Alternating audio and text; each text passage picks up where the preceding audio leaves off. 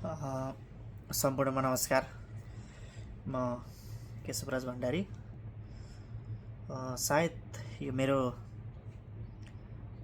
फेसबुकमा भिडियो पहिलो नै होला। म आज नेपालको राजनीतिक घटनाक्रमको बारेमा केही बोलौँ कि जस्तो लागेर चाहिँ आज यहाँ हजुरहरूको माझमा उपस्थित भएको छु। म अहिले हाल साउथ कोरियामा छु। 4 वर्ष जति भयो यहाँ आएको।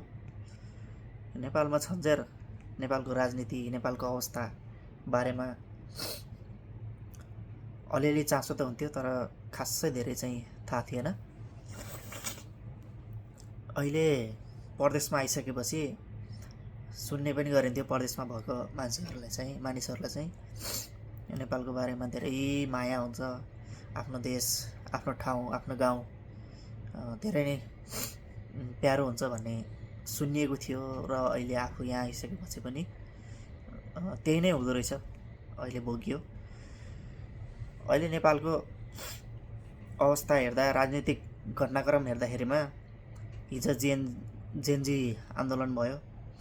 त्यति बेला हामी सबै परदेशमा भएको मानिसहरूले, परदेशमा भएको नेपालीहरूले सबैले सोचिन्थ्यो अब देशले कोल्टो फेर्नेछ, अब कोही पनि परदेशिनु पर्दैन होला, अब देशमा राम्रो कानुन आउँछ, स्वदेशमै चाहिँ रोजगारी सिर्जना होला, एउटा हाम्रो देशले एउटा स्थिर सरकार पाउला र देशले चाहिँ विकासको काँचुली फेर्ला।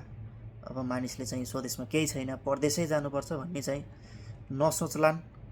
मानिसहरूमा चाहिँ एउटा चाहिँ यो देशमा बसेर केही छैन, के गरेर उँगो लाउने, के गरेर जीविकोपार्जन गर्ने भन्ने एउटा मानसिकता अब आउँदैन होला भन्ने हामी सबैले सोचेका थियौँ।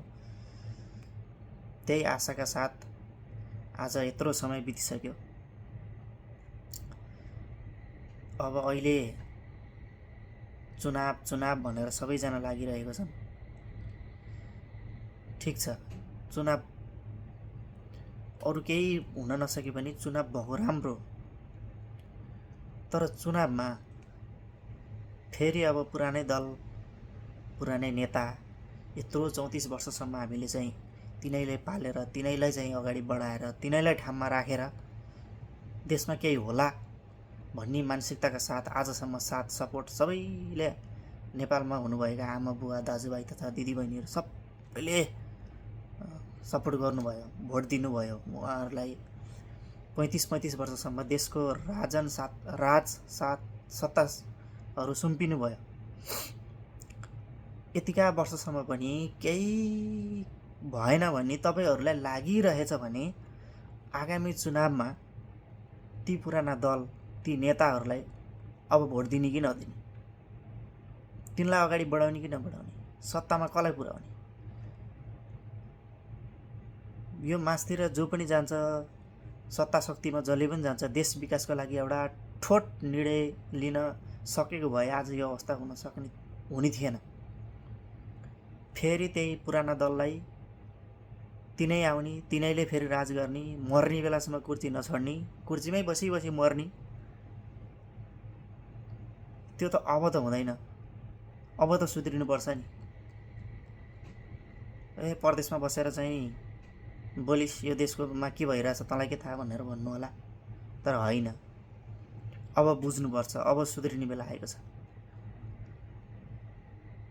अब एक पालीलाई मैले यही पार्टीलाई भोट दिनु छ भनेर म कुनै पार्टीको कुनै पनि सदस्य छैन अहिलेसम्म, म कसैको समर्थन पनि होइन। तर अब पुरानो पार्टी, पुराना मान्छेहरूले केही गर्न सकेनन् भन्ने कुरा बुझिदिनु पर्यो र नयाँ आउने शक्तिलाई साथ दिनु पर्यो, समर्थन गर्नु पर्यो।